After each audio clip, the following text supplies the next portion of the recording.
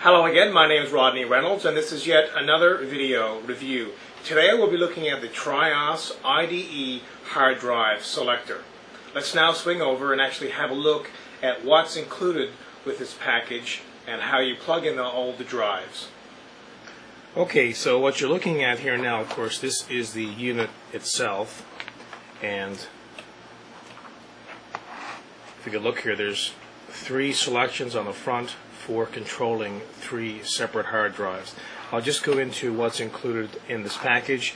Of course, you get the instruction manual here.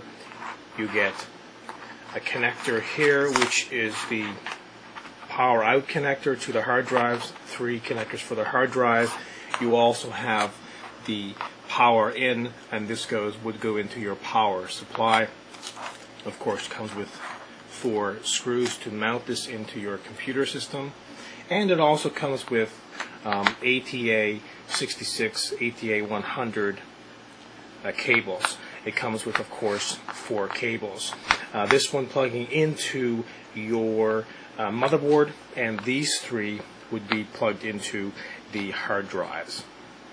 Now, before I get into installing and mounting all of this into the back of this unit, you have to make sure when you're doing this to have all the hard drive set to master, and your BIOS has to be set to auto.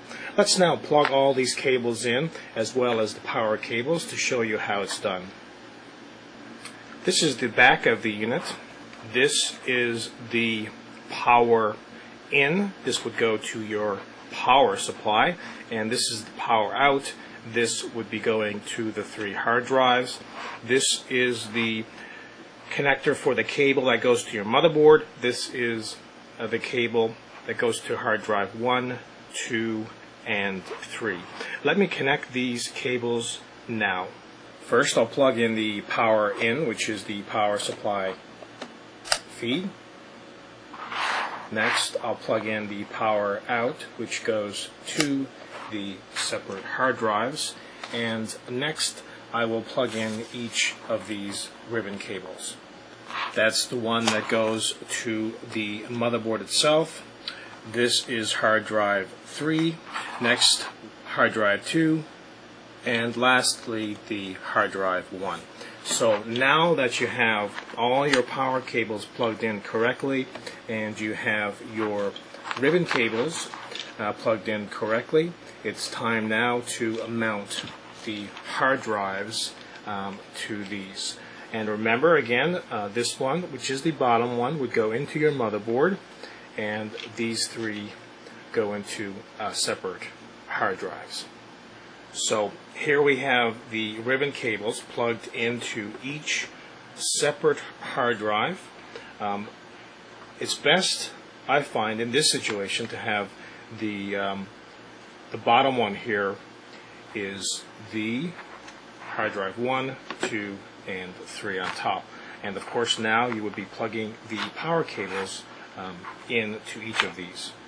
So here now I have all the ribbon cables plugged in, and now I have all the power cables for the hard drives plugged in. Of course, you would be doing this internally inside your computer and make it functional. And this, of course, is the ribbon cable, which would go to the motherboard, and this one here, the power cable, would go to the power supply. Now, looking at the front here, of course, this is where you select each hard drive. And this is a very functional device. If you have, for instance, Windows 95 on one hard drive, let's say, and on the second hard drive you have Linux, and the third hard drive you have maybe Windows 2000 or whatever else you have on there. So it gives you the option here, certainly on the fly, rebooting the computer system, to select which operating system or hard drive that you want to use. These also do not control power. So again, if you're switching these on the fly, if your operating system is on, it's not going to, and the power supply is on, your system is on, this is not going to damage your hard drives. This only controls the switching of the cables on the back of the unit. And remember, set your BIOS to auto and set every hard drive to a master. Also, this unit will work with ATA 33, 66, and 100 drives. So if you have an older drive, you can still use it as long as your BIOS would support that drive up to some of the latest 60, 75, and larger gig drives. So very, very practical device if you're doing any kind of backups, or if you're doing any kind of testing, or if you're into multiple operating systems. Very, very easy. You don't have to get involved with a boot INI file in one drive, because if that drive does fail, and if the boot INI does fail with a multi-boot without this device, you're looking at losing the boot sequence into the other operating systems. So this is an independent system. Every single hard drive would have a separate operating system, which makes it very reliable and very functional. Let me now install this unit here into my computer system and have a look. So here is the unit actually installed into my computer system. You have a closer look. Looks quite nice. So to sum up this video review, I give this product a 9 out of 10. A very functional product if you are into multiple operating systems, maybe beta software, beta operating systems, and you do not want to rely upon a boot INI file on one drive. I would definitely recommend one of these. It's very reliable and it's very functional.